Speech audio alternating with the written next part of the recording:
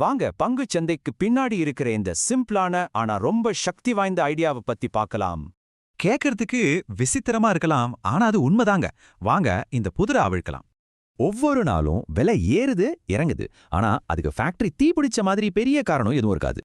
இது எல்லாரும் கேக்குற கேள்விதான். பதில் ரொம்ப சிம்பிள். அது கம்பெனி கிடையாது. முழு மார்க்கெட்டும் ஒரே ஒரு அடிப்படையில தான் இயங்குது. வாங்க அத பத்தி இப்ப ஆழமா பார்க்கலாம்.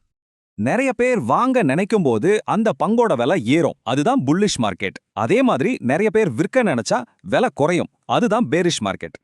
அப்போ இந்த வாங்குற ஆர்வத்தை எது தூண்டுது? பெரும்பாலும் நல்ல செய்திகள் தான் முதலீட்டாளர்களை வாங்க வைக்கும்.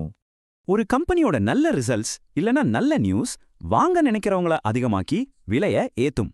வாங்குறதுக்கு நம்பிக்கை காரணம் தான், விற்கிறதுக்கு முக்கியமான காரணம் பயம்தான்.